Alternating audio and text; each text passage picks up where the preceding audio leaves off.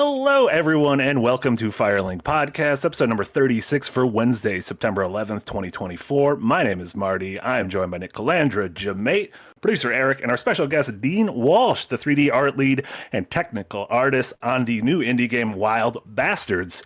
Dean, welcome to the show.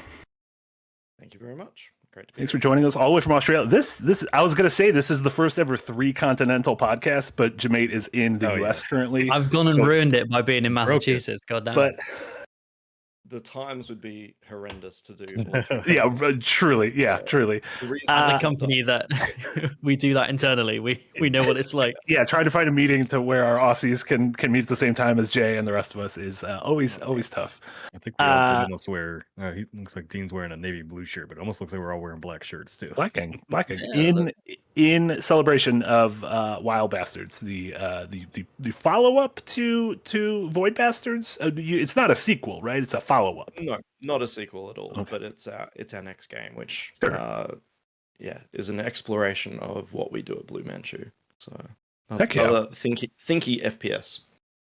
I like that. I like the thinky FPS. Is that like the opposite of a boomer shooter? Yeah, probably. Yeah, there's twitchy FPSs and thinky FPSs, and there you go. Yeah. Let's call it. Call of Duty's twitchy. Yeah, Call of Duty is definitely twitchy. But yeah, we'll be chatting with Dean about his career in the industry, the stuff he's worked on in the past. Obviously, launching a game like Wild Bastards, which launches this week. We'll be chatting about that game, and then news-wise, just at the end of the show, we'll be talking about the PS5 Pro. Our thoughts on its reveal yesterday. If any of us are excited about the $700 piece of hardware, and then also if we've been playing anything, and God knows I've been playing Astro Bot, so all I really want to talk about is Astro Bot because it is delightful, absolutely delightful. But Dean, let's start. Where did your road in the games industry kind of start? How did you get to where you are today? Oh, well, I started back in art school. But with the intention of going into games. And so I was doing fine art and oil painting and drawing and all that sort of stuff for a couple of years. And then I studied 3D. And it was early days, so there wasn't too much going on with it. And I ended up being really lucky. I moved down to Canberra in Australia to study. And there was a studio here called Irrational Games. And at the time, they'd just done Freedom Force 2. So they were doing that in parallel. I had no idea that they were doing BioShock. And while I was studying, I ended up doing some MMO work for a canned potential MMO, if you remember Citizen Zero for the Xbox. Oh, yeah. Which was a long time ago. Yeah. I was on like a student team doing this demo for a mech MMO. And so I did that and then spent a little bit of time here and was like, well, that was interesting. I will never come back to Canberra. And then Wait, for people who don't, out of curiosity, like what kind Canberra's of our capital. I know Canberra's the capital, but like what is like small? It's small. Town. Okay. Do people like it? Like, is it looked upon favorably, or is it like one of those cities that the rest of the country kind of mocks? It's the butt of the jokes. It's the Washington kind of like very academic for the most part, things like that. People come here to work for the government. Gotcha. So I went back to Brisbane after having done a little bit of that stuff and ended up doing ArcViz. So I was doing architectural visualization stuff for a bit. And then I got back into games and I was working on Star Wars, which was a interesting first shippable game. And I did Star Wars The Force Unleashed. We did the PS2 and the Wii version and the PSP version. And that was great. I was an environment artist on that. Got a lot of creative freedom. It was a great kind of first experience for kind of a big thing. But it's interesting now, like it's still being released, that same version, which is odd because at the time we felt like the real second-class citizens doing the PS2 version. The Xbox version, PS3 version, like real front and center. But we've gotten a Switch release, things like that.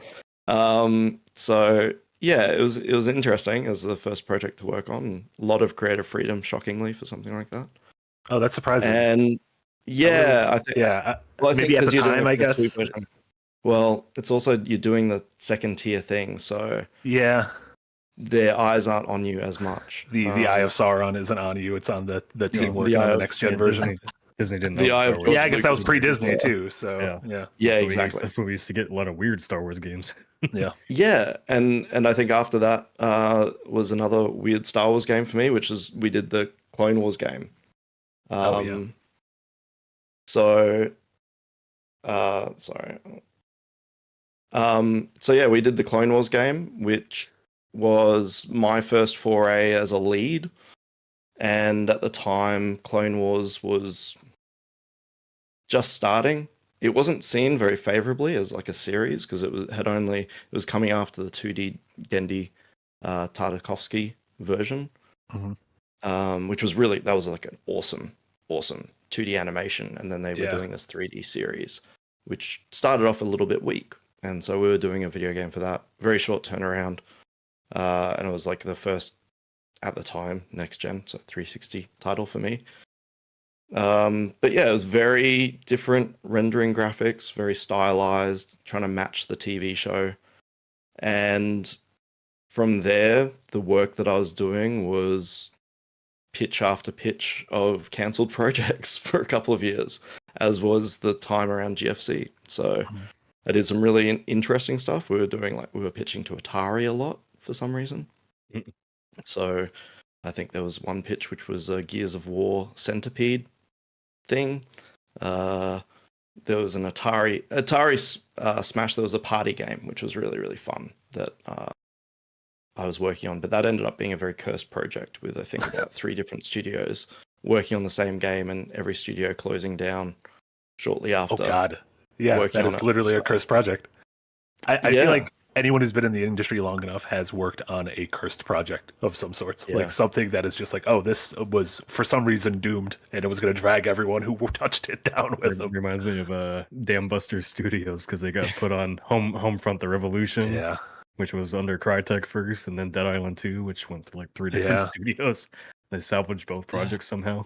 So you had like years of your career where like the work you were doing was just never saw the light of day. More or less, yeah. So it started off strong with like in a very short period of time 2 Star Wars games that got released, and we were working on some other Star Wars games which then got canned and other stuff like that. It was a very interesting era because it was like compared to now and stuff like that. It was huge technical leaps as you got to a new generation. So there was a lot of technical challenges that you were facing and new types of games you could make. So there were a lot of demands, but then also like ridiculously short development timelines. And the work that we were doing in Australia was very much work for hire. So because it was work for hire in Australia, we were kind of lowest dollar value we could and shortest timelines. But some of the work was really interesting. It was because it was incredibly demanding kind of stuff. I think we had some real talent in Australia, and so when those studios closed and things like that, a lot of the people from those teams, and we were making what would be seen as janky kind of B-tier games now. A lot of the people that I worked with, they're art directors, technical leads over at some of the big AAA studios now. Like they've more or less scattered to the wind those entire teams, but in the same way that I think Australian cinematographers and stuff like that have a really good reputation for working with what they've got. I think we had a lot of talent at the time go through and then have to move overseas. So there's definitely there was like a pretty big like game scene, right? AAA game scene and everything in Australia was. I mean, now we'd see it as AAA. At the time, we definitely did not see it as AAA. Okay, yeah. I think it's just the terminologies that have changed, where they were big budget, relatively big budget projects and relatively big teams. But it definitely felt like if you weren't doing a game that was going to be like a Metacritic standout title, then it's not AAA. So in my mind, it was like there were only like 2 AAA games getting released every year kind of thing. So yeah, we were doing different types of work, and there wasn't a lot of independent IP here as well. We were doing a lot of work for hire. So as a result, it gets impacted very, very quickly by something like the GFC. And it was like Team Bondi and 2K Marin, right? Were like the big studios, and they shut down. 2K Marin was in the Bay Area, in Marin, right? Yeah. No, what was the 2K studio 2K Australia? Yeah, that's where. Did you end up working there, right? Eventually, I ended up working there, but before they closed. Yeah. So yeah, like I think there were in Australia.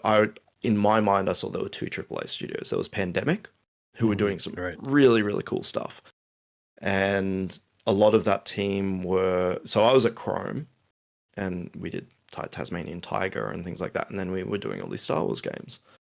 And some of the team there, they went off and they were part of Pandemic.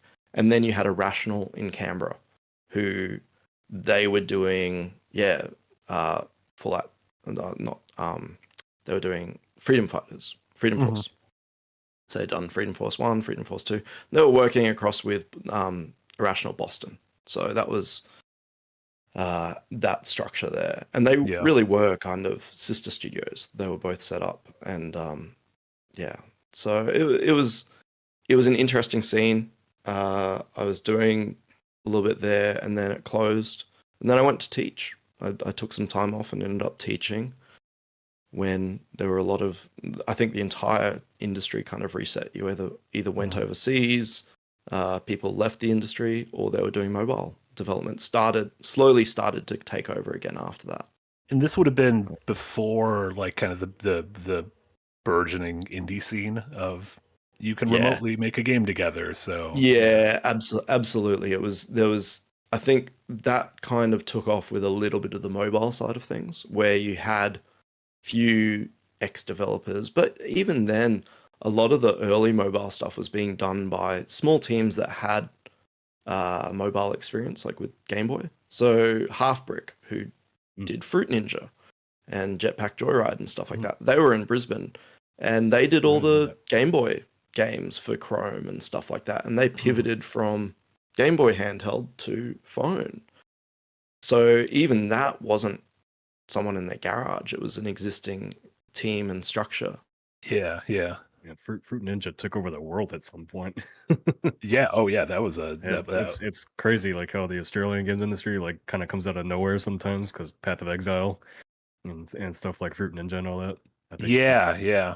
It's fun. I feel like every you can like almost point to different regions of the world and see like the massive seeds of a tree that sprouted from there. Whether you look at the Polish scene or even the Scandinavian scene, pretty much any city in North America, you could be like, oh, the LA indie scene or the Vancouver indie scene.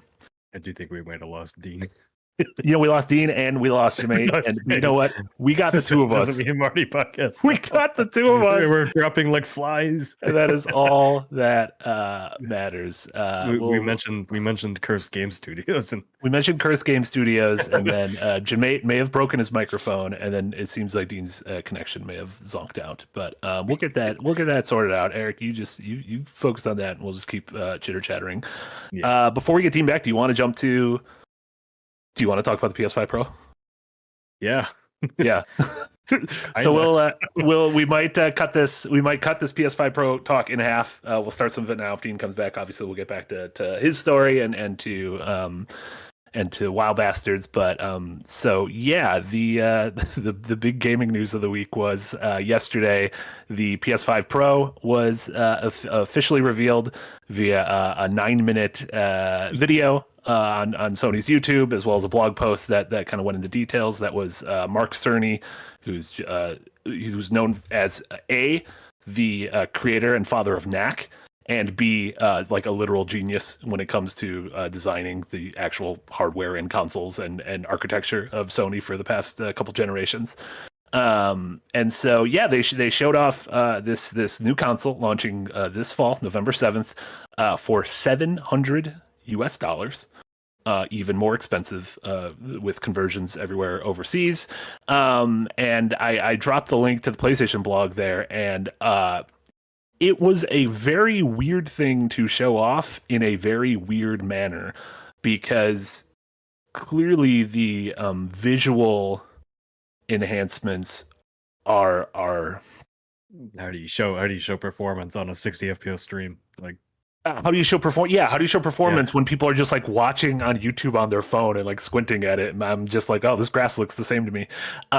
It's also the fact that they showed Sony showed no new games, no upcoming games. It was all games that have already been released, which also included stuff like The Last of Us Part 2, which was a PS4 game, and Ghost of Tsushima, which was a PS4 game, and Horizon and God of War Ragnarok, which were cross-gen games. They showed a couple third-party games with Hogwarts Legacy and Final Fantasy VII Rebirth and everything. But then with that price, with that $700, it was just strange. I just didn't. I don't know. I left the end of it as someone who like wants to get excited about these things. I left the end of it just being kind of confused and thinking like, who exactly is this for? Yeah, what a weird way to reveal like a big powerful console and not have a game to show with it. Yeah, Like, that didn't. I mean, that's the only cool hardware. Like, I've already played these games. Most people have probably already played these games. Like, are they really gonna bump trade in their PS5 and bump another $300, whatever it is? Because like the part that boggles my mind is not having a. My dad comes to the door and he's like, I got chips. I feel like I'm the only one whose stream isn't cursed right now, which it might happen. Yeah. Like we still have like an hour left, so it's very possible my stream gets cursed in the next hour. I don't know, but I lost my train of thought because now I was just thinking about Tostito chips. Not having a disk drive is just ridiculous to me because so that's one of the points I was thinking about for my Unpacked video on this that I may or may not do. I don't know if there's nothing to really talk about here, but usually when a new console is announced, I will trade in my current version, like when the Xbox One had the Xbox Pro or whatever it was called. Yeah. Trade in that version, you get a nice deal at GameStop or wherever you traded it in, and I got it for $200. Great. Mm-hmm. Okay, cool. This one, it's a hassle to even trade in my PS5 now to upgrade because the new one doesn't have a disk drive. Mine does. So then I gotta trade it in. Then I gotta hope that disk drive is in stock, and it's not a $200 upgrade anymore or $150 upgrade anymore. It's $300 plus another $80 plus tax. Mm-hmm. Like this console, if you have a disk drive and you want a disk drive, is over $800. Yeah, that's crazy. Yeah, it's Dean, does while you were gone, we sort of just pivoted really quickly to the PlayStation 5 Pro stuff. Like, does you have to? Like, does the sort of the hardware arms race on the console side of things, like, is that something that like registers with you guys, with developers, or to a certain degree? And like I know a handful of friends who are developers who are going to be getting the Pro because it's something that they value on a personal level with the way that they play. I think the performance is going to be the biggest thing for them because they're the types of gamers who are playing cinematic mode and they want better performance in cinematic mode. So I think that's where the difference lies with it. I think from a developer standpoint, there are certain benefits to general hardware arms races outside of just like, oh, these leaves look much better now, which I think is unfortunately how it's kind of presented. Yeah. Because otherwise it gets a little bit technical. But the real benefits tend to be things like the ray tracing and stuff like that. If it's working, it makes the development time quicker. You're spending less time doing custom bakes and things like that. The more stuff you can render real time without having to do pre-bake of something, like pre-calculated lighting and reflections and things like that, is beneficial for smaller developers. Now, it mainly becomes a benefit when that's the standard. So it's not that helpful when we still have to use the lowest common denominator hardware, as we still have to support that. But for the next round, it will mean that you can make much bigger things, much more detailed things, more assets, on screen at a time. Like we're still squeezing so much out of a very small funnel with these things. Like there is a real bottleneck for certain graphical rendering things. So outside of even just doing realistic stuff, there's a lot of stuff we would like to do. There's also a lot of developers who will not touch any of these added features. Sure. Yeah, I mean, I definitely like this as well. You know, this PS5 Pro to me is, you know, the tech heads and the gearheads that want, you know, the latest and greatest hardware. But as far as like a consumer that just purchases games, I don't know. I wish they would I wish they would focus less on like the visuals and more like, are these consoles gonna be able to do more physics calculations and stuff like that and things that add to gameplay? More excited about that.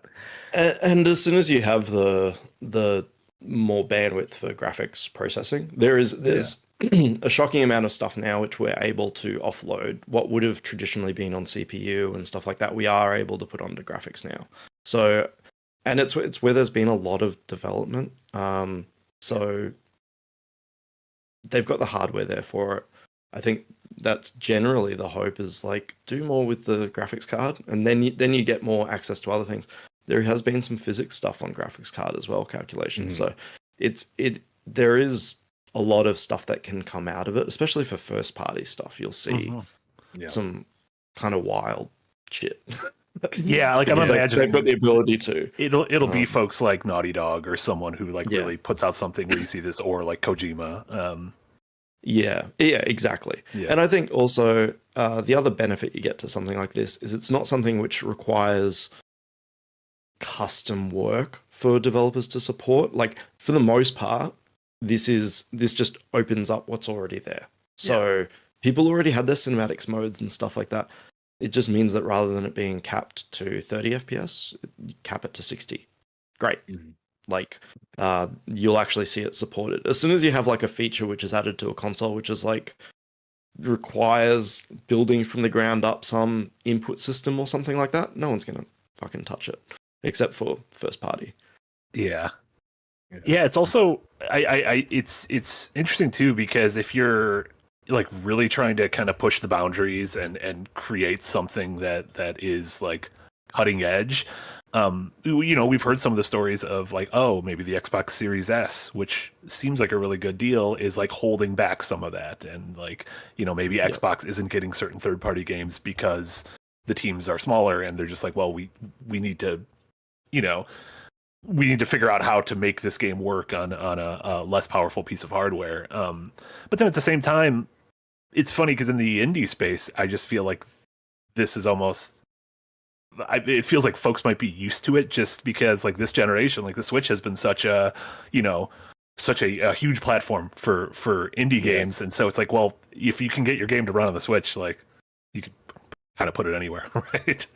Like I love my Switch, but you know, that thing is ready to get put out to pasture, I think. Like putting aside the games media hat, and even like myself being somebody that likes to be at the forefront of tech hat, my main holdup is like Xbox is already talking about their next gen hardware, and now we have a PS5 Pro, and it's like, well, how many years before this thing is obsolete and they announced PS6 at this point? Or is this PS5 Pro the next PS6? I don't know. Like, it's just it's the way consoles are done now is kind of weird. I'm like, when do I want to upgrade? It's like I'm at a graphics card point now.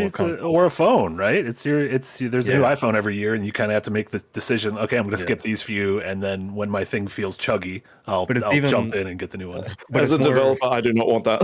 Yeah, I don't either. As someone who just grew up where it was a very clear line. The mobile market.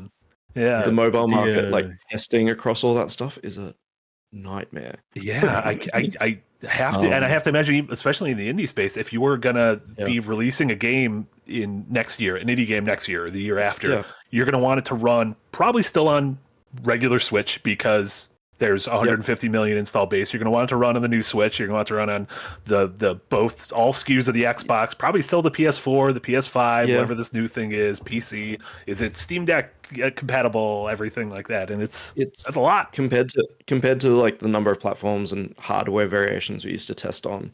like you would be 3 platforms. That was it. Yeah. And there wasn't any augmentation. 3 platforms for console, and then PC.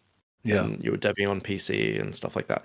Now, and I think there was a real tough period. I think like people who were releasing between generations when they started to do the split hardware, at that point, if you're just doing the Sony and Microsoft platforms, you were having to test 6 hardware variants just for 2 platforms. Was 6. So that was a lot.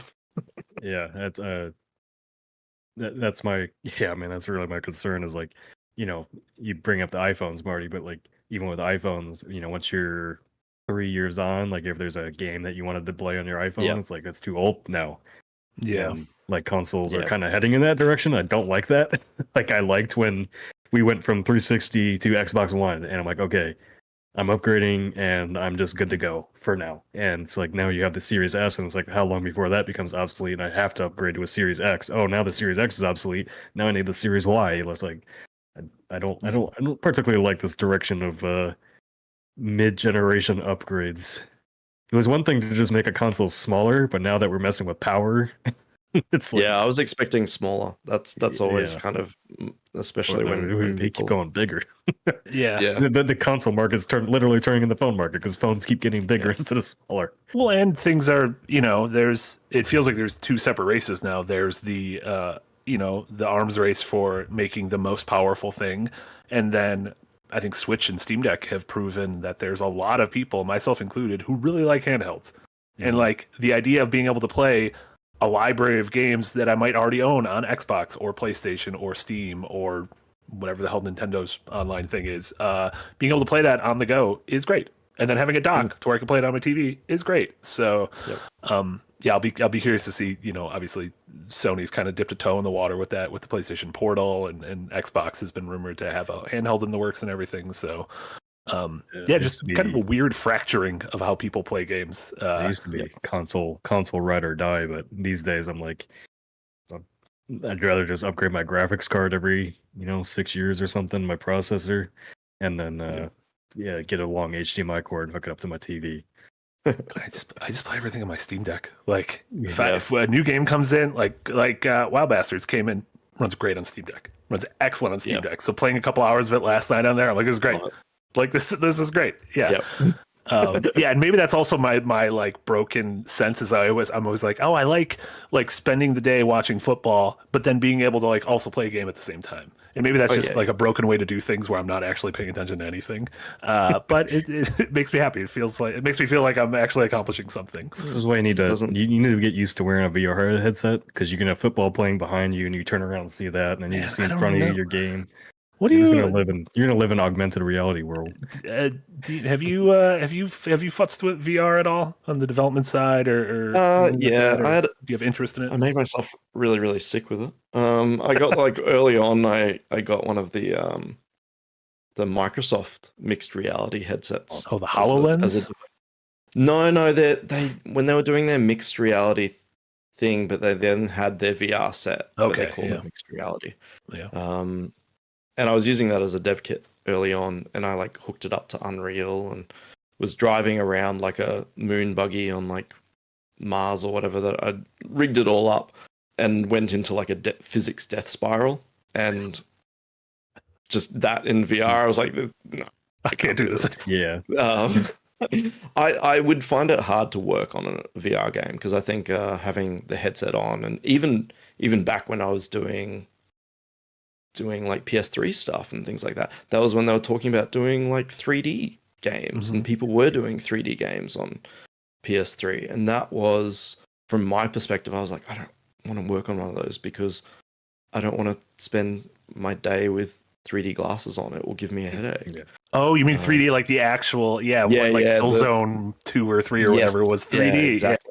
Yeah, that was a weird. I think I've like memory hold that little slice of history where like 3D TV. I guess it was around Avatar probably, where 3D TVs became like this big thing, and they tried real hard. That was the quickest fad in tech in a while. That thing went out of style real quick. Yeah, but that was definitely one where I kind of early on was like, if a project like that comes up, I'll have to step away from it because it's the amount of time you spend looking at a project and working on it and things like that.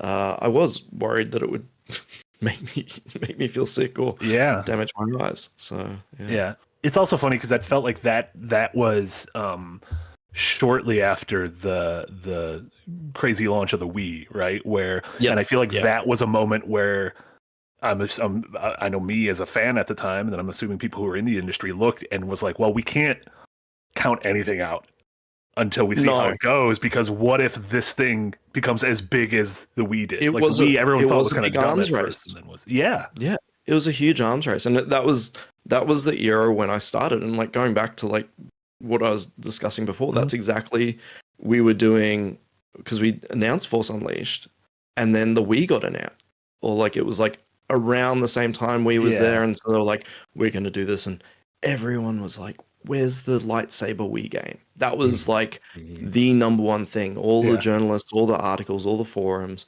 everyone was they're like, this thing, you wave it around like a sword? Yeah. Give me the lightsaber game. So, and we were doing the PS2 Star Wars, so they're like, well, we'll do a Wii one as well so that someone can. But you can't just like right click add lightsaber, physics. No, and it's a lot more complex when you then start to get into like all the complexities as to how that should work or what people expect. And after that, when we were doing the Clone Wars 360 stuff, that was PlayStation Move. That was Kinect. All in that same era. This is the waggle. This is the waggle era. Yeah, I went back this summer. I'm weird, and I just went back and rewatched a bunch of E3 conferences from around that era. Man, it was a weird time. It was a very weird time. Yeah, so this was done by one of the other teams in our studio. They did the lightsaber battle game, which was or dueling game. But yeah, we were doing like a prototyping and pitching lightsaber games and kind of like third person clone shooter games and all this kind of stuff. So yeah, there was a lot of weird things going on that people were trying and not necessarily executing on. Yeah, but there's a lot of let's throw everything at the wall and see what sticks. And sometimes by the time your thing got out, it was like, well, we've moved on to the next thing. Actually, like motion controls are kind of exactly. And I think like that was people were trying to push the graphics at the time. That was like a huge step to go to 360 and PS3. Yeah. So that was like a big thing. But then they were still trying to differentiate themselves and hoping something would stick. Yeah. And then, the industry shifted so much because you had mobile at that time, but it did lay the groundwork for what ended up being a lot of our indie stuff. So, we ended up Summer of Arcade. Yeah. Changed everything. Yeah, so you were sort of walking us through your journey towards Void Bastards and WoW Bastards. Before you cut off. Do you remember where we left off? Yeah, I think it was around that era where I was doing teaching work, and then I was in Canberra again, and the Irrational, which was now 2K Australia, they were hiring again. So that was where I ended up after all that stuff and taking off a bit of a break to do some teaching as the industry was starting to come back. I joined 2K Australia to work on Borderlands, the pre-sequel. So that was kind of out of left field. It was after they'd done a bunch of other things post Bioshock, and they'd just done Infinite, I think, at that stage as well. So they just shipped Infinite.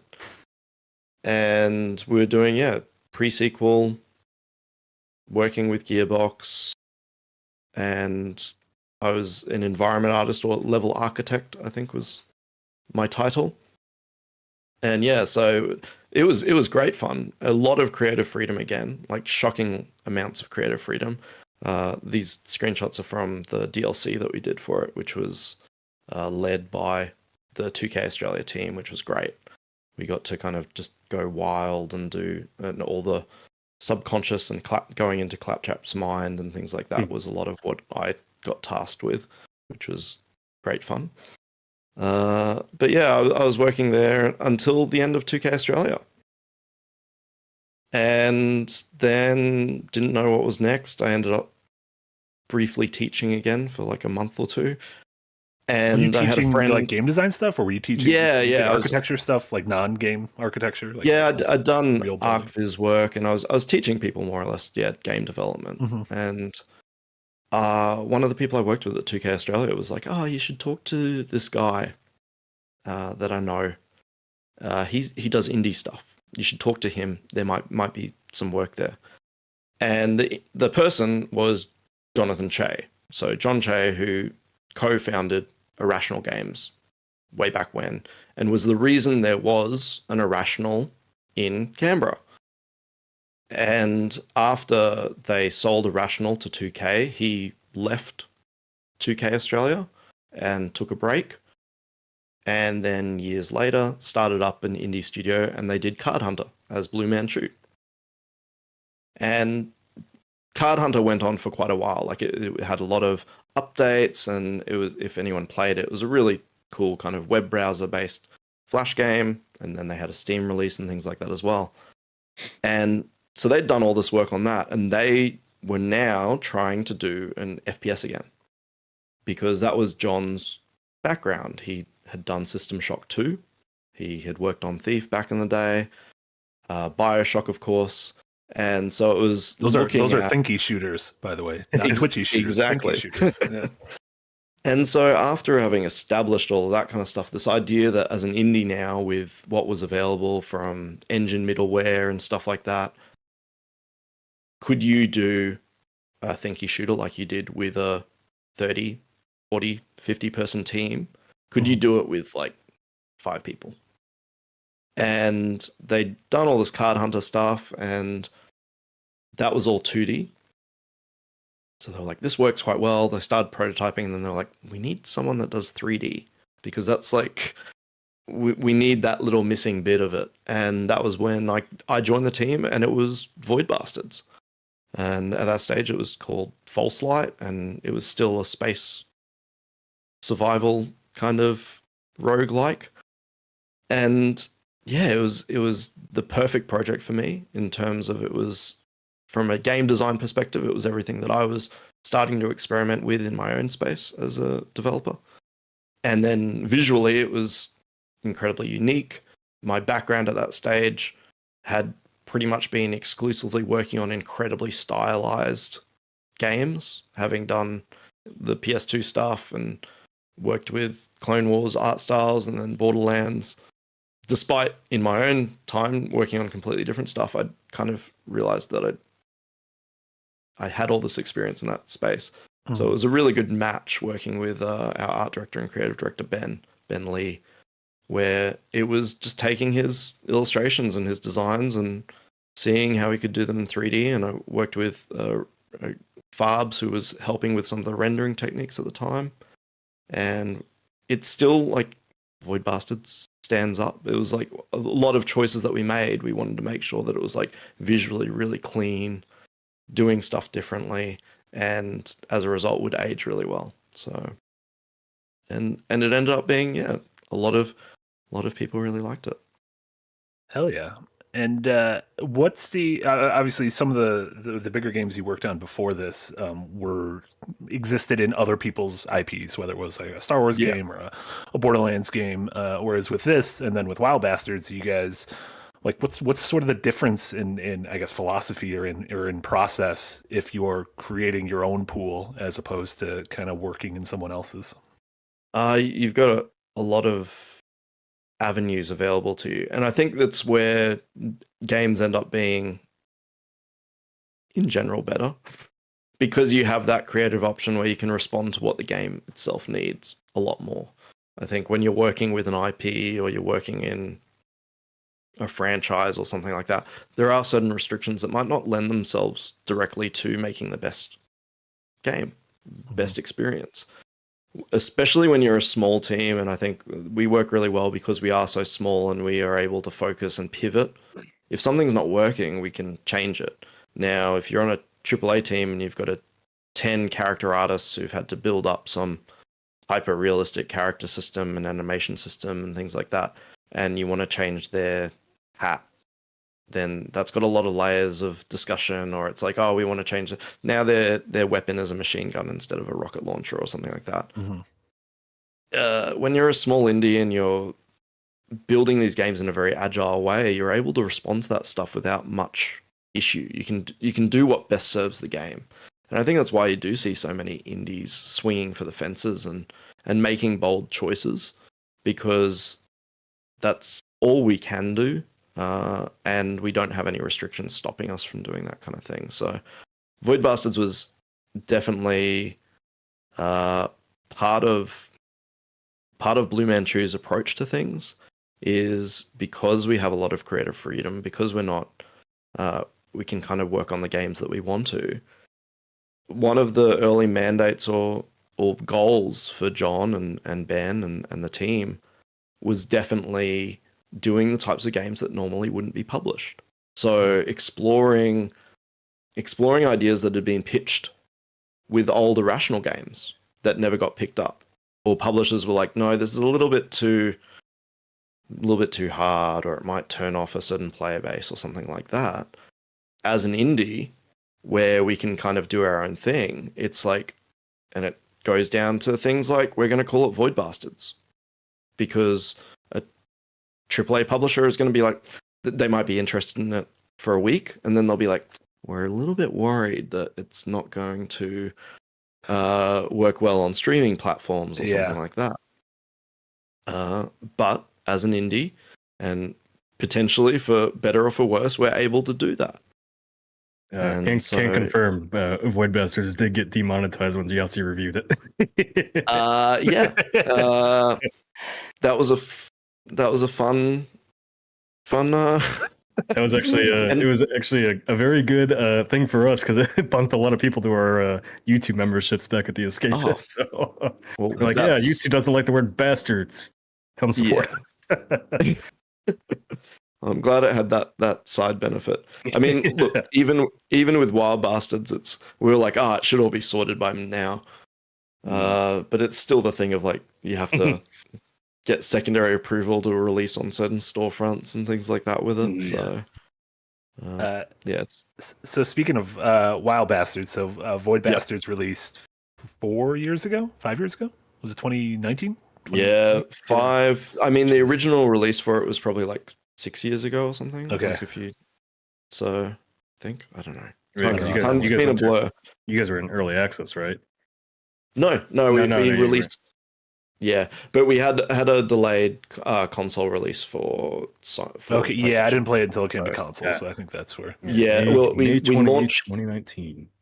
Yeah, we launched on Xbox and PC, but then we did because we were a Game Pass game, so one of the early Game Pass games for Windows and console Game Pass games. So, what do you do you have opinions one way or another on sort of Game Pass, that model?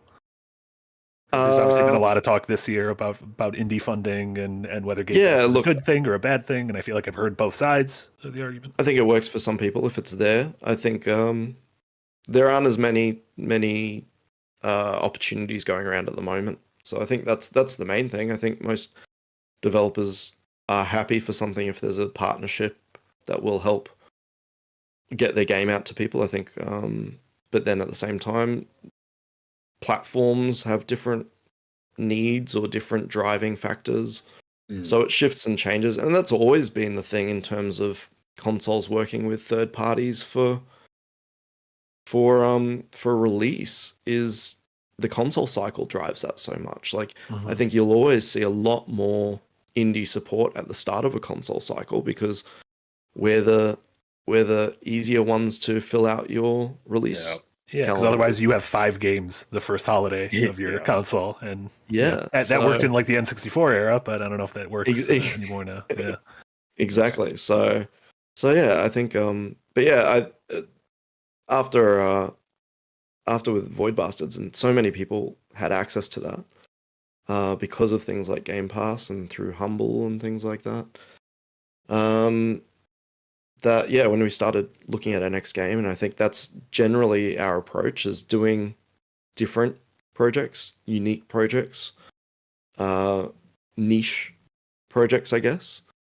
And because we've got that creative flexibility, also most of the team don't want to do sequels. I think if we had have done Void Bastards at a larger team or a larger studio, you would have had to do a sequel. Oh yeah, yeah, that would have been the next game greenlit, is Void Bastards 2, right? Yeah, exactly. And I mean, for better or for worse, it might have ended up as something great. But also, I think internally, our approach to it was like, well, we don't really want to revisit it unless we've got something new to say or something new to add to that. And so the first step after that is like, well, what's going to be the next thing? Like we want to explore something new. And I think a lot of that came from similar ideas. So we still wanted the strategy layers, and we wanted to explore it in a different setting and a different kind of approach to how you have your combat and things like that, but still have some of those familiar ideas. So, but we wanted to do something very different, and there were a couple of little systems in place that we wanted to explore with it. And it came out of that, and then we got a cool setting, and it kind of just snowballs from there. So yes, what was go ahead, Nick. I was gonna say that, yeah, like roguelikes and everything are huge in the industry right now. Like what is the new stuff you are doing in Wild Bastards that sets it apart? Well, I think even with Void Bastards, it was one of those things, trying to find similar titles when you were doing Void Bastards, because you're always, as a developer, you're like, what are other people doing? What have they solved? What other issues have they faced? Have they done a similar game and it's not working? Let's avoid doing what they do. It's why it's often good to play mediocre games. And there really wasn't that much. In general, there at the time there were a few indie FPSs for sure, but not like there are now. I think there's a lot more indie FPSs in the current landscape. But at the time there wasn't too much. Oh yeah, we're talking about that boomer shooter rush. That's all been in the last 4 or 5 years. It feels like exactly like boomer shooter. Like the indie market is like completely cornered the tactical shooter market. Everything exactly. Yeah. There's so much there now. And with Void Bastards, one of the biggest design challenges we had early on was this idea of when you board a ship, you don't have to kill everyone. You collect what you need and then you leave, which is an extraction shooter, which has now become and at the time it was incredibly hard for us to explain to people. And I mean, I'm not saying this, but Void Bastards might have set off the extraction shooter interest just as a single player game. Yeah. But so for Wild Bastards, what we're doing differently is it is that roguelike thing. It's that roguelike experience of you're going in and you've got this power curve that you're going through and you're collecting people and expanding them and leveling them up and working out how they interact with each other in a roguelite format. And it's a Western shooter. And realistically, even in the indie space where everyone's doing all these different types of roguelites and roguelikes and shooters and stuff like that, that marrying those aspects is still definitely not commonplace. So, and I think especially like the strategy layer of it, where we do have the planet map, and you've been playing it, so we've had the demo out and stuff like that, and we're releasing very soon. But that planet map aspect to it, where you are moving, that was very much one of the early design goals for us, was this idea of having a real strategy aspect to it, which then pairs with this first-person action combat scenario, which is quite different to Void Bastards, but it's still got almost some of that strategy layer that you would have in a Void Bastards ship. You're doing some of that on the planet map. And then in person, you've got all these different characters who are interacting with each other. We can have more backstory and narrative to them as well with the Outlaws. So yeah, it has those. The game has the loop has like those 3 kind of interesting pillars, right? It has the moment to moment, shooting, kind of the the very like expressive based shooting of which character you are and which ability you're using. It has the sort of the tactical decision making of when you're going across the map, being like, and even like you said with the Void Bastards of like, how long do I want to stay on this planet? Like, oh shit, like should I, you know, it's that risk reward, which is always great in these games of do I push it a little bit further but risk ruining my whole run? And then the third pillar feels like the story pillar, which one of the things that stood out most to me was I kept playing because I kept being excited to unlock a new weirdo for my ship, and like a new character to play, and like every time I got one, I'm like, this is great looking. Like this is like I don't know what goes into designing a character that is immediately intriguing to me, but I got that here. Every time I unlock someone new, I was like, this is great looking. Like this is cool. I'm excited to see what this person plays like, and I like how they're kind of vibing off the other crewmates and everything. It's a fun cast of weirdos. That's and we got amazing voice talent. Like I think we were really, really lucky with that, where all 13 outlaws have really great voice actors, and we went through, and originally we weren't intending to have all their dialogue be voiced, and then we ended up being like, why not? We ended up getting these really good voice actors, and it's kind of sad that you don't hear them more. So they did an amazing our audio director and stuff like that, Ryan, went through, and in a very short period of time we were able to get all of the audio recorded and in, and it really does help flesh them out and make those oddball characters just jump off the screen a little bit more. That was always the intention, was just do all these weird outlaws. They're weird in nature, they're weird in character. Let's make them weird as well in how they play. Like let's give them some features. It's got that DNA of a hero shooter, but not multiplayer. So you've got those aspects where you can learn a character, but then it's also about pairing them.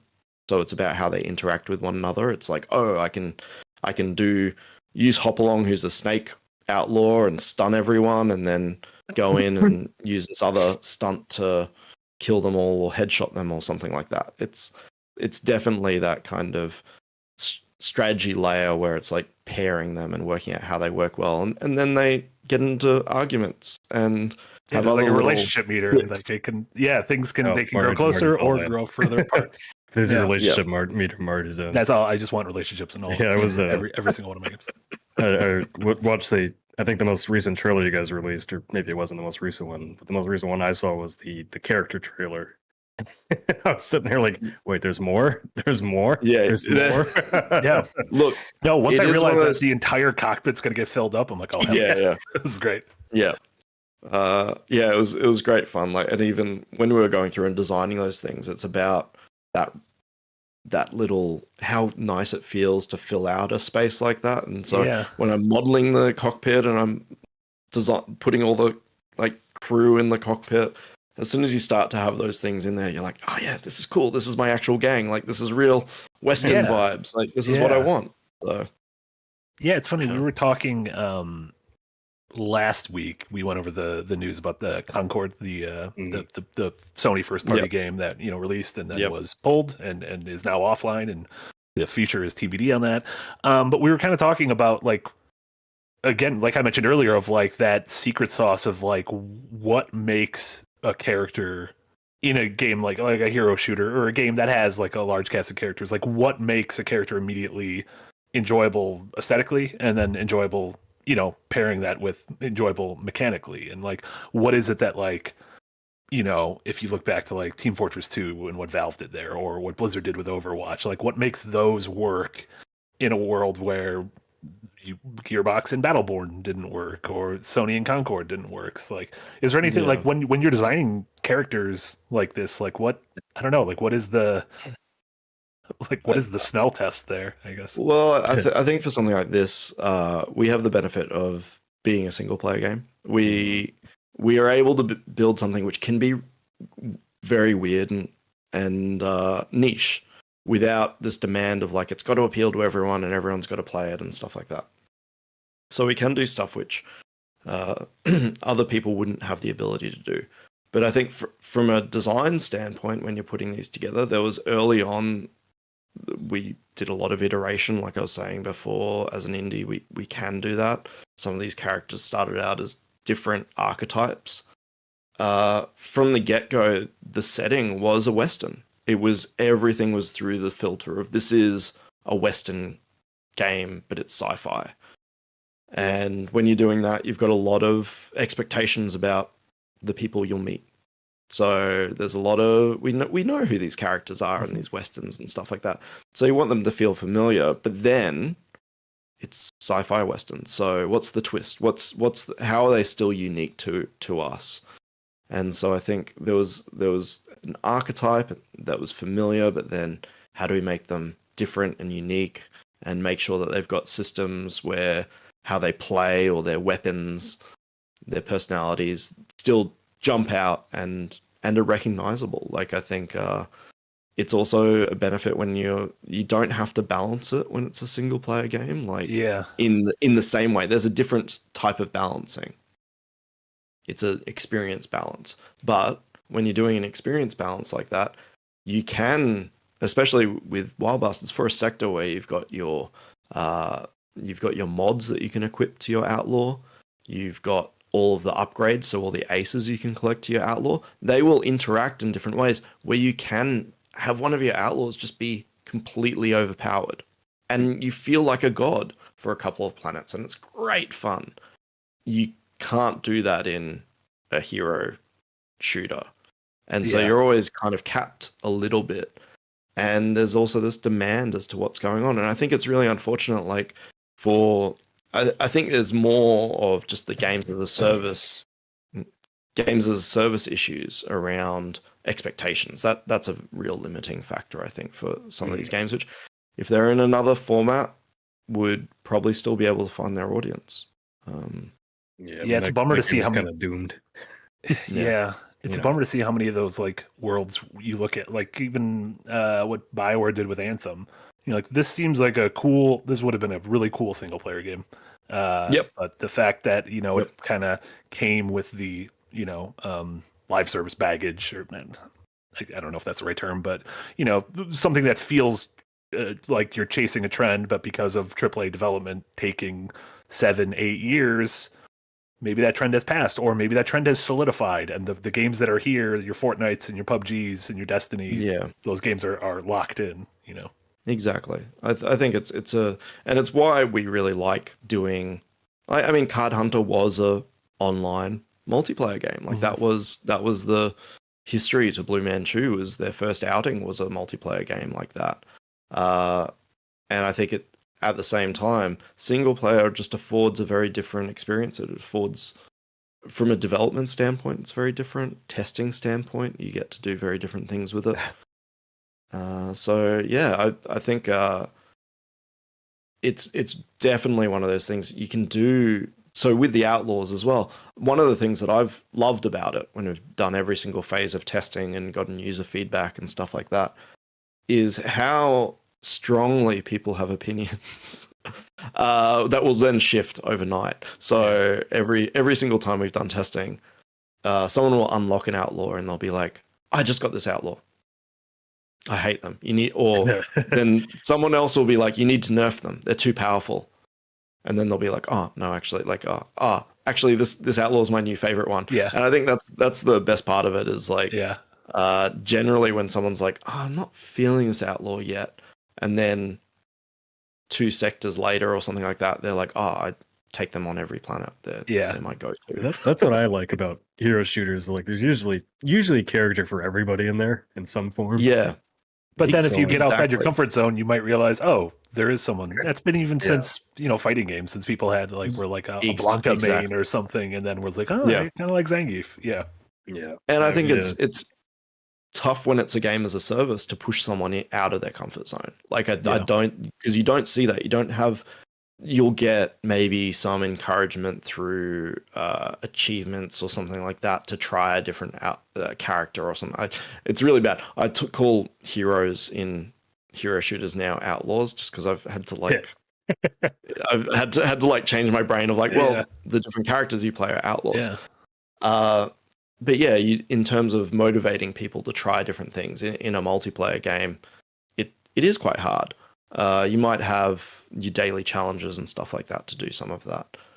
In a single player game, that's what it's all about. It's about having those systems, and I think that was Void Bastards as well, was all about pushing people into corners where they then have to, like, that's what I love about it, because from a personal standpoint, I'm one of those people who save scums in a immersive sim or something like that. I'm really bad at stopping myself from challenging myself, really, or trying to 100% something. Yeah. And it was what I loved about Void Bastards working on it, it pushed me out of my comfort zone, but I got so much more reward from that experience because of it. And it's same with Wild Bastards. You're like back against the wall and you're like freaking the fuck out, and you still pull through, and you're like, which is more similar to what you do get in a multiplayer scenario. So I do like the fact that we're able to explore those spaces in a different way, and it gives us the ability to just go wild with weird shit. Yeah, I was playing last night, and I was playing with the finger guns guy that shoots fire. I think I ended up killing myself Smoky. more than the enemies killed me. So It was cool to unlock him and then be like, oh, this guy plays differently than just anything I'm used to in traditional shooters. Yeah, because his fire doesn't just shoot people; it stays on the ground. Yeah, I can't run through this. Yeah. Can I run through this? No. Yeah. He's supposed to be impervious to fire. He shoots fire. Well, I'm breaking my game design knowledge. He's not all fire, and when you level him up, that's when when you unlock him, it's gotta get good. Vanilla smoky. So yeah, I think there's definitely a lot of interesting stuff that you can do in terms of the choices when you get those aces, as to like, do I want to make them a glass cannon, or do I want to give them extra health? Do I want to give this character the ability to do a super jump, or do I want to give them the ability to fly? Like, there are a lot of avenues and ways to explore the characters, which is kind of fun. So, what is it? Go ahead, Nick. Go ahead, Marty. Oh no, I was just going to ask. Both of these games are roguelikes. As one of their genres, or I don't even know if roguelike's a genre now. It's just kind of like a modifier. But as we were talking about earlier, that's just become. It feels like half of the big games big indie games every year have some sort of roguelike element to them. Like, why do you think that's become such a popular and kind of beloved design philosophy in games? It's addictive. One more run. It is. I think there's a lot of it's.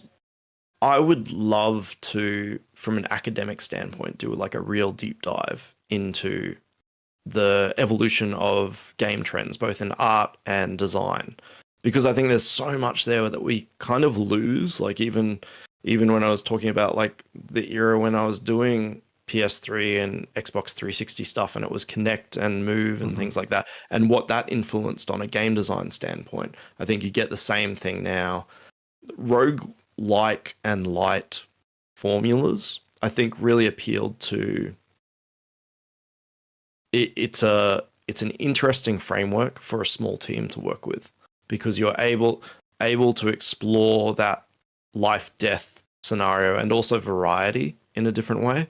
And I think it's funny because it's deemed as such a genre now, but it's such a broad formula. Like, what is a roguelike and light? And it's like, you die and start again. It's like silly to compare, Wild Bastards to Dead Cells to FTL to Hades, but like it's just like a term now that can kind of point you in the right direction-ish. Well, I feel like sorry. I was gonna say, I feel like the current trend is, like, especially for indie devs, is you have a core mechanic that works really well, and you just keep making alterations to that core mechanic that gives you a lot of replayability.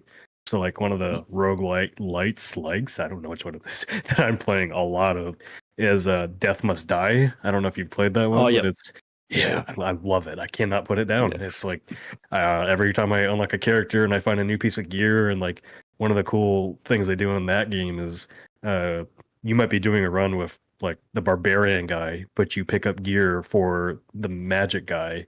And so you're like, oh, now I got to go test this gear out with this new magic guy. And then you go right back in. And it's like that just constant variation and constant like clicking into your head of like, oh, I got this new thing to try. I got to go back. Look, it's and I think we've seen those same formulas, and I think it goes back to AAA's lack of or general risk aversion to these things, and I think that's kind of where a lot of this is borne out, because the idea of killing a character and having you restart progress or anything like that has always been something where even if a bigger studio tried it, early focus testing used to blow it out of the water. It just wasn't the expectation. And so I think that's definitely opened it up a lot as well. Like I remember Steel Battalion, the original design. Yeah, with the original design the eject button on the controller. And it was going to delete, and they wanted it to delete your save. Like, which is such a absolute bullshit move to do to someone, but like, power to you. That's some real kind of bravery in your design if you and it's like really sticking to your guns and being like, okay, no, this is an idea that we want to see through. That makes you sweat. So no, I think a lot of the appeal to indies and stuff like that is it allows you to explore mechanics in a different way, because you're able to reset and let people try things different times. But at the same time, I think the other boom that you see has been almost like a Metroidvania cross rogue approach, which again is another genre, as Metroidvanias are deemed, where it's like, all right, what is a Metroidvania? You're exploring and retracing your steps and stuff like that. Okay, that's a very broad kind of classification for what has become a genre. But it pairs fairly well with different mechanics, and so you have huge games like Hollow Knight and stuff like that, where they're still punishingly difficult in their own ways and stuff. So yeah, it's funny, those we talk a lot about like genre names and Souls-like or anything like that. Like what makes a Souls-like, what isn't a Souls-like. Are the modern Star Wars games Souls-like? Like just because enemies respawn when you sit down at a save point. And I don't know if it's just like the medium of video games is still so young that we have trouble as it grows to name things. Well, I think we name them after an existing game inherently, and smash two of them together, and Souls-likes and stuff like that. And inherently, games are complex combinations of systems. So it's like which are the aspects of that we're naming it after? Like what's the standout bits of it? And I think as things change, like I've seen a lot of people kind of lament the fact that Metroidvania is a thing, because they wish that there was a better name to broadly discuss that type of game design. Roguelike and roguelite kind of works, because there's this subtle difference there, but most people don't know what that is. And the words just sound alike, so when you say it, it's like, did he say like or light? Yeah. So again, from like an academic standpoint, if you are like exploring and looking at how these things evolve and influence one another, ideally we would have better ways to discuss it, because it's confusing as all hell. I agree. And even if you get into the more minutia of it, though, it gets even more confusing. So keeping it broad kind of helps. People have a lot of baggage with it. Like, I think there's a lot of games out there where we might really enjoy it and we try and explain it to a friend, and we might try and mechanically describe it like that. And it's like, oh, I don't like that. Or I don't like roguelikes. Yeah. And it's like, no. And like, I often find this thing, because I'll explain Void Bastards or Wild Bastards, and it's like, oh, I don't like losing everything when I die. It's like, well, you don't lose everything. Yeah, just some things. It's just a little bit, just enough. So, it's fun. I feel the same way about those names, but it's like I still use them because it is it is an easy, like if you're telling someone about a new game, using one of those words can at least put them in the right neighborhood, and then you can zero down into what kind of a Metroidvania is it, what kind of a roguelite is it, what kind of a anything like that. Yep. I think for the most part, it's all we have. Yeah, exactly. Until something better comes along. Our community came up with one you can steal from us, because it's way less complicated than Souls-like. Recursive Sprawler. It's a terrible name. I think it's a terrible name. I think calling a Souls-like a recursive sprawler is a mess. Recursive makes sense because the loop is recursive. You are Yeah. Have you ever treading used familiar recursive ground. outside of this podcast? Yeah. Yeah. Recursive shooter. We'll start using recursive There you go. thinky shooter. Yeah. So I still like thinkies. I like thinkies and twitchies, the big two. Yeah. And that's the thing. Like, I think, how it makes you feel or how you interact with it is always a good thing. Just say this game is like Dark Souls. This game is like Castlevania. You don't have to put a weird gamer term on it. Simple as that. We need more Mr. Mosquito likes. That's the problem. We're not getting enough mosquito likes. The shooter is like Call of Duty. Yeah. You don't turn your brain on much. Have you? Oh, go ahead, Nick. A bigger, I guess, industry question I have for you, just because you guys are about to launch another game. You launched Void Bastards all the way back in 2019, and since then, I mean, covered games for a long time now, and I can't tell you like where it's ever been over like the last 2 years where there is literally a game every single day at this point. Like there's no way to keep up. Like, how do you guys feel about how the market is just exploded and it's also retracting at the same time because all these layoffs and everything? Like, where do you guys kind of feel in that realm? Yeah, I think we're very lucky because we do our own thing. Yeah. It's a scary market at the moment and I've got a lot of friends who've been really heavily impacted because of all this stuff. And it's shocking the number of games getting released. Void Bastards 2019, it was right before COVID as well. Like I think there's a big aspect to a lot of what we see being developed. Like this Wild Bastards is our first COVID game. It's our COVID game. It's our game that we developed predominantly through that.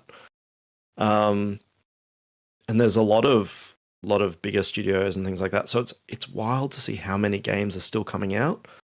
And then with funding drying up for other devs and things like that, we haven't seen the result of that yet because we're still seeing the tail end of all the games that have been in development for this period of time. So I think we will get a dry spell. Like I assume it's got to slow down. And I think discovery of games is really tough. So for indies and stuff like that, because of those numbers, and even back in 2009 when we saw the GFC kind of thing, the way the market adjusted through that was interesting because we had the AAA titles, the big blockbuster titles still selling. And the shovelware, which some of us were working on, the shovelware kind of market, people weren't buying those. People had been burnt too many times by paying full price for a bad licensed game. And so that's why we've had this period of like no licensed games. Like, it's really weird, right? Like, it's like completely flipped again, where it's like and just the fact that recently we've started to see it completely shift to all these licensed games again, and then people are getting burnt again, and the audiences are kind of being like we kind of have been through it, just not at the scale. And like even way back, I found it really funny when we were doing, because we were looking at all the Atari stuff. That was an era where you had the same thing. The games crash around all that was you just had so many games coming out, and they were just the same fucking game. It was like the same game, but with like a small variation or something like that. And it's like Moon Patrol 3, and the audience just couldn't keep up, so they got burnt out, and they were going for the names that they trusted. And like around that time as well, you saw Nintendo absolutely dominate with the Nintendo seal of approval. Like that was a big thing because you had all these third-party titles coming out which were shovelware. And I think we've got the risk at the moment. The thing that I find amazing is the fact that with all the titles coming out at the moment, there are really good ones, which is really, that's the sad part of it, is I think there are some really great there's a ton of great indie games that just are not selling, and like we get review copies of these games all the time, and like one of them is Arco, like really great reviews on that, just cannot seem to find an audience to buy it. And my hope is that if there is a little bit of a lull if releases do start to slow down a little bit, we see a revisiting of, because I think this year has been intense for releases. It's been a lot of really high quality indie stuff coming right out. From the start. Like it was, it has not let up. I think we got 20 review codes in the last 2 weeks. Well, and just like the year started with Pal World and then Balatro and Animal Well, and like it's these like these massive like sort of like generation defining games. Any other year you'd have one of them and you'd be like, this is amazing. So I mean, my hope would be that it gives there's some breathing room next year or something, and maybe we see the unheard of thing where a game that released and sold this much gets like a bigger spike next year. Like that would be great. I would love to see that. I don't think it's going to happen. But like you said, discoverability is also still like and storefronts. It is really, really tough, and no one really does it well. And honestly, no one does it well across also movies and TV, like streaming services, like amazing things. There's like amazing Netflix originals that just get buried. Like and I'm like, how does the algorithm not know I would absolutely watch this movie? Like it should know this by now. The incentives, that's where it lies, is like the incentives are working for their intentions. Like people are still using those platforms and still interacting with them and stuff like that. The level of their enjoyment isn't factored in. Like is someone occupied or is someone having the time of their life? Sure. Or did they just put this on to have something in the background while they're folding laundry? Or exactly. How many times have we rewatched The Office today? No, exactly. Or just like comfort for that thing I'm engaging in. Yeah. And look, like that's the other incredibly valid thing of like, especially when times are exhausting, you kind of do want your comfort stuff. So I think we've seen a little bit of revisiting across all media in the last period. So. Yeah, I mean that's going back to COVID. Like it's amazing to me that anyone was able to make anything during COVID. Not only like, man, it's crazy that a AAA team was able to like figure out how to work remotely, or an indie team was able to like pull their shit together and make it through that, or a solo dev was able to do it, like find the ambition to work when you're like, is the world ending? Like, are we gonna all die? Yeah, it's kind of wild. And then like this game as well, I had a kid at the start of it, so it's been like my foray as a father, or my entry as a father, and this, and then COVID, and then also in Australia we had horrible bushfires at the end of 2019, start of 2020. So we went for like I had to evacuate and things like that from where we were living, and so we went from it's been high tension stress, just slowly kind of recovering over the course of this project. We feel that too. It's been a crazy year. Yep. Have you have you had a chance to play anything recently that you've dug, play or watch anything, or have you just been sort of nose to the grindstone getting the game out? We've been getting the game done, but we've also got the benefit of, I think, small team, we give ourselves plenty of time. We don't have to rush, so we're not in like a crazy. There's certain little things where we're like, oh, we have to work out this or that, but for the most part, we give ourselves a little bit of breathing room. So, but yeah, in terms of stuff that I've been enjoying, I've been kind of trying to revisit, trying to catch up on a few things. So I've got Pacific Drive. I was like really keen to get into, so I just kind of was starting that the other day. And I'm very excited to like sit down and actually do that as a dedicated, like give myself some time with it. That's one of those games that feels like, ooh, this doesn't feel like anything else. Like this feels like a unique idea. Yeah. And I think I really enjoy that aspect of games in general. Like I think as a medium, there's a lot of stuff that hasn't been done. So I'm always like drawn to anything which is going to be a bit different and a bit new.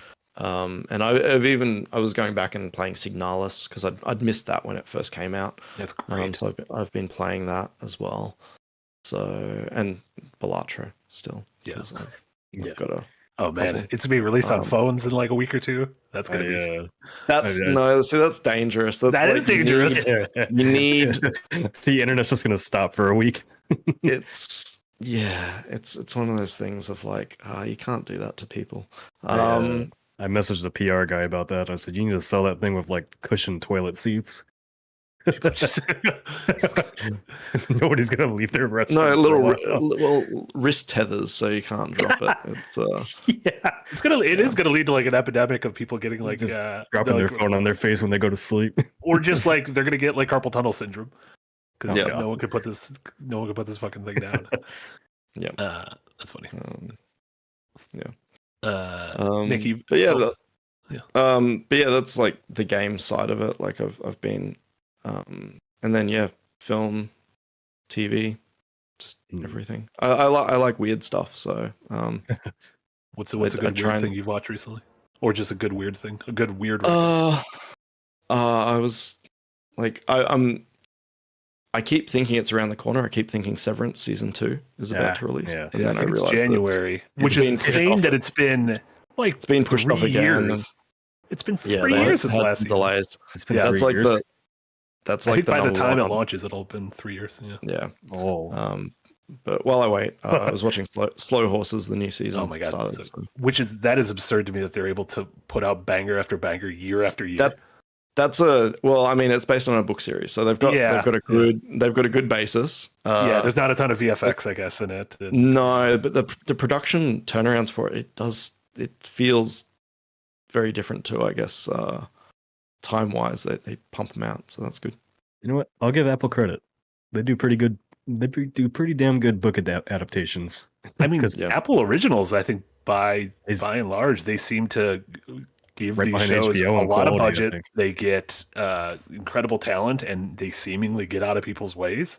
But then they've also said they're like defunding most of their TV stuff.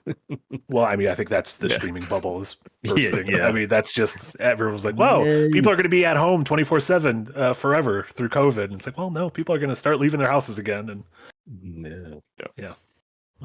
game companies. Right. Nick, you've been playing or watching anything?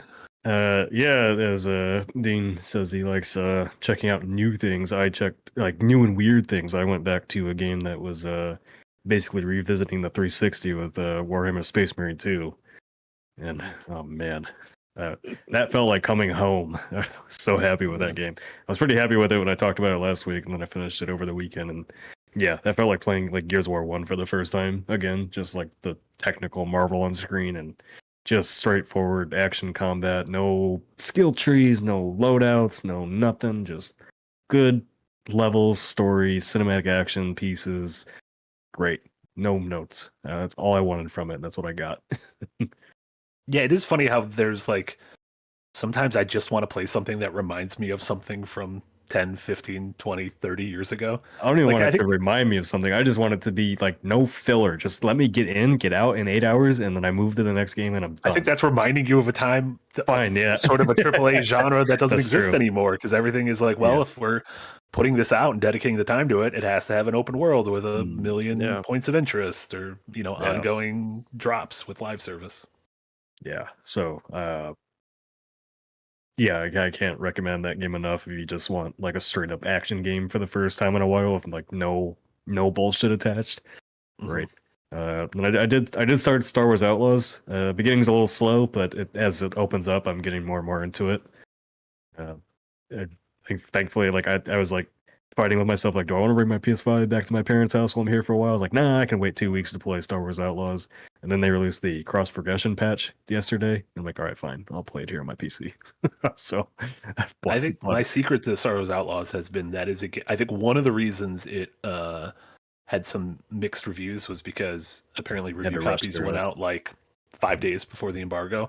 And that is a game to me I am savoring like, I'm treating it like an episode of a TV show every night. I just drop in for like 20, 30 minutes and just sort of exist in Star Wars and do some Star Wars stuff and go to a bar and lean against the bar and like overhear a bunch of weirdos talking to each other. I'm like, this is great.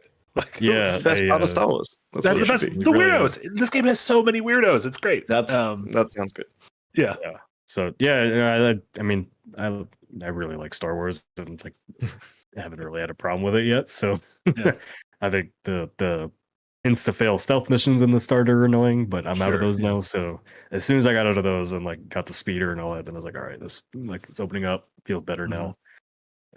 So it's yeah, it's growing on me, and then I hate to say it, but I've gotten addicted to Marvel Snap again. Why does this keep happening? What's going on? Man, Is Balatro going to be the only thing to I think- fix this? You know what? It might be, but I think Marvel Snap is just like instead of stress eating, I go play Marvel Snap. You stress snap? Yeah. And then I drop it on my face when I fall asleep, and somebody has to wait like 3 turns for me to lose the game. There you go. Do you have any Dean, do you have any mobile games that you constantly, I mean, maybe Balatro will be the one, but like, do you have Balatro games on will. your phone that you just continually revisit?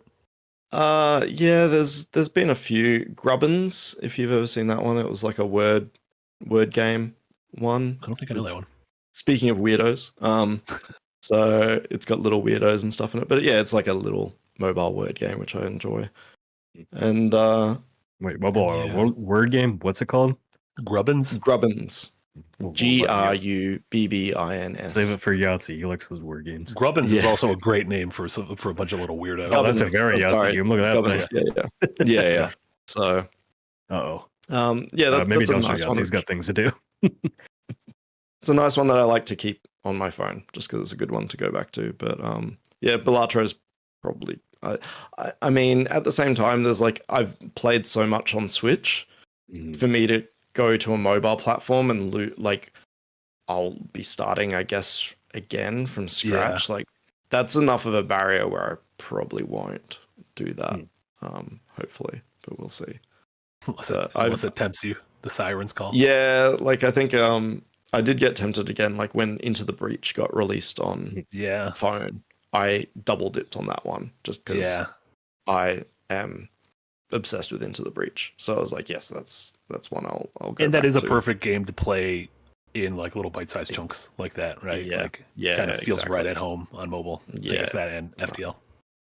Yeah. Did FTL get released on mobile ever? Yeah, it did. Yeah. Yeah. Okay. Yeah. Yeah, I'm excited to see what I don't know what they're working on next, but I'm excited to see what they do next. I'll play it. The only other thing I've been doing is keeping up with Rings of Power season 2, which I haven't watched any of it yet. I know. Like, yes, chat. I know Tolkien fans are probably like, yeah, this thing sucks. I'm actually invested in this season where I was not so much in season 1. Like, I feel like this season's been a market improvement. Okay.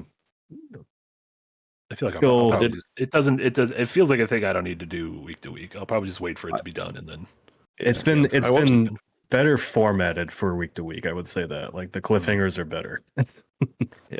It still doesn't feel like a week to week show. week. Yeah. No. Yeah. It still feels like it should be like binge show because like it just feels like a long movie, really. Yeah. But I definitely like the writing just seems a little bit better this season, and then I don't know like Tolkien lore like the people angry about it online do. So one of the interesting things has been like going back, and I talked about it with Jay in our meeting this morning a little bit, where I was like reading the responses to season 2 and then seeing like how like the Rings of Power subreddit is actually really positive on this season, which is surprising. And then like learning like how much Peter Jackson changed in the Lord of the Rings movies that they were not okay with, and then they're like, this show is actually hitting all the lore that they really like now. Oh yeah, there was plenty of like hardcore fans who got They were like had vehemently pumpkins. against. It was just early enough in the internet to where you just didn't have to listen to any of them. They Yeah, had pumpkins in the Peter Jackson stuff, and the real Tolkien fans, they don't want to see pumpkins in their movies. Get your pumpkins out of here. And then after watching part of season 2, went back and like looked over the lore of Shadow of Mordor and Shadow of War, and I'm like, oh, this stuff all kind of makes more sense now. It's kind of interesting how that works. You get different takes on things from different mediums, and then you go read where it actually came from. And Yeah, because there's some of the characters in the show wasn't that Kellen Brimbor? Celebrimbor, yeah. He's in Shadow of Mordor and War. Yeah, there you go. And then Sauron and the Shadow of War looks like Sauron and Rings of Power. So Hot Sauron? Yeah. I'm all for hot Sauron. Give me any big bad guy and just make him hot. Totally down. The only thing, the main thing I've been playing the last couple of days has been Astro Bot. which it is literally done more for my mental health than like therapy and medication has. Like it is shocking how happy this game makes me. It is like I need to get it. Damn, it is that's wild, a ringing endorsement. And I don't like, and it's both sides of it as just a platformer. If you strip away all of the Sony history from it, it is such a good and inventive 3D platformer that, again, these little bite-sized levels that each have their own like really charming ideas and twists to the formula. And we were talking about being impressed by visuals. Like, it's hard for me to be impressed by photorealistic visuals anymore. But in this game, when I open a trap door and just 10,000 apples fall out and all the apples have their own physics, and like every time I get hit by the apples I could feel it on my controller, I'm like, this is the most futuristic thing I've ever seen in my life. This is we are living in the 22nd century now. But then fold in the love for Sony history, which I have from the PS1, and just the deep cuts it has to like everything you'd expect from, you know, Nathan Drake and the Last of Us crew, but it goes way deeper than that to where it's like, oh, they're shouting out like Jumping Flash and Wild Arms and like and Patapon and Vip Ribbon, and like it's just such a like it is crazy how every time I unlock a new thing and I just like point at my TV and I'm like, I remember that, and I usually hate that. Like I'm trying to figure out what the difference between, there's a Funko game coming out in like a week, like a Funko Pop game.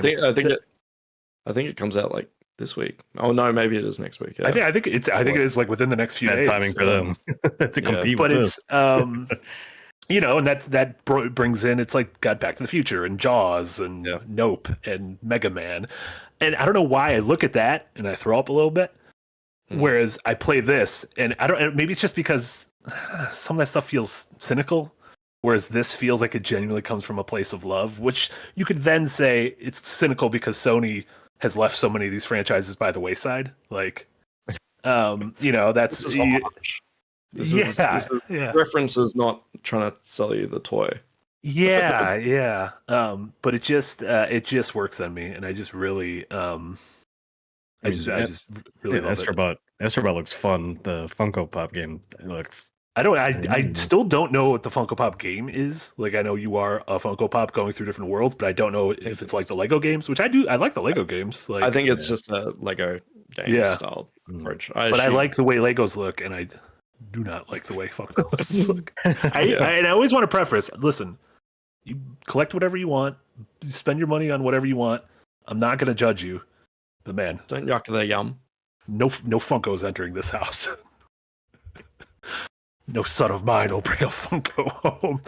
But yeah, that's been about it. We're at the 90-minute mark, so we can wrap up here. Dean, thank you so much for joining us on this episode. Thank you for rolling through the technical difficulties of Jay possibly not saying a word on this podcast. Yeah, I don't think he said a word. Which he would have been great, because he's also a game designer, and he's also taught game design at university. I was like, this is gonna be great. Like, and he's usually in the UK, but he's in Massachusetts in the US for like a week or two. So I was like, this would be perfect. It's sadly could not make it work. Yeah, but thanks for rolling through the punches. We got 2 super chats throughout the show as well. So Justin Davis, thank you so much. $8 Australian. Shout out to fellow Aussies. Looking forward to hearing more about Dean's work and some Australian game development. I feel like we got a nice little. I mean, I'm sure there's like books worth of stories to tell. I can tell all the dirt. That's fine. There you go. And then Fat Cock, thank you so much for the $10 dono. I don't want to derail you guys, but is the PS5 Pro worth getting or not based on just the hardware? That might have came in before we did our chat about it. I mean, it's the eye of the beholder, right? What you want to spend your money on. Well, and it's like, is this thing, you don't have a PS5, the important thing to you? Like, are you like a tech nut who wants your 60 frames per second and 4K visuals in Ratchet and Clank Rift Apart, or are your eyes broken and can you not tell the difference between any of it like me? I think if you don't own a PS5 yet, sure. If you own a PS5, but I don't know. If you don't own a PS5, I'd probably be like, well, first off, Consoles need to get cheaper. What are we doing? Like we're 4 years into this console cycle. What are we doing? How are these not cheap? Remember when the PS2 was like $100? GameCube was like $100 after a few years. PS5 just went up in price. I got my GameCube for like what would have been 25 US because one of the local, and that was when Sunshine just had come out because a local retailer that was early on. Stopped carrying GameCube, but that was like cheap. It was ridiculous. Yeah, they just needed to get rid of stock. Yeah, it's great. Loved it. These things are moving in the wrong direction. They can't get more expensive. I mean, they probably need to get more expensive because this stuff is expensive to make, but that's Sony's problem. It's not my problem. Having a 4090 that's the size of an airplane. They're not getting any cheaper. Yeah. Hardware costs a lot at the moment, unfortunately. Yeah. Across the board. Like even if you're building PCs and stuff like that, unfortunately there's been some real supply issues. Yeah, it's going to be an interesting next couple of years, especially when the actual next generation starts. Like, is this like a new precedence? Like, can they charge just $600, $700 for a console? Potentially, that's the reason that we see this generation get extended. Soft extension. Yeah, well, because it also doesn't feel like it started really. Well, I mean, COVID obviously threw a wrench in everything, but it just doesn't feel like. I don't know, like how with by the end of the PS3, you got a game like The Last of Us, and you were like, oh, you used every ounce of power in this thing. By the end of the PS4, you got The Last of Us 2 or Death Stranding. You're like, oh my god, look what you did with this. Like, I don't know. I don't feel like we've gotten those things yet, but I don't know. Maybe there's a lot. Maybe the enhancements are all under the hood stuff that like doesn't really register with me. Like, you know, aside from Returnal and I guess Astro Bot, now have we really had a full PS5 exclusive? Concord. Yeah. But Spider-Man 2.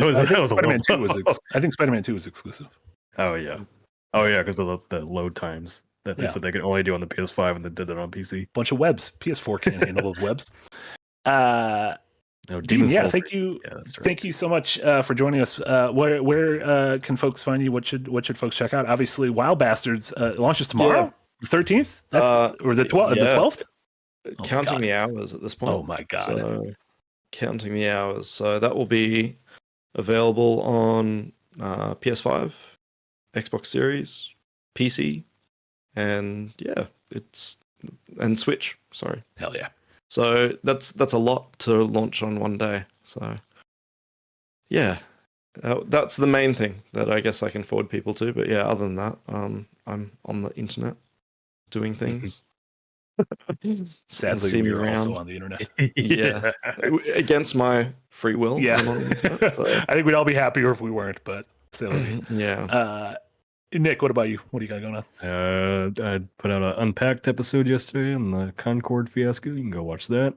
And then tomorrow, we're figuring out time still, but a bunch of us will be on playing Towerborn, which just came out in early access on Steam.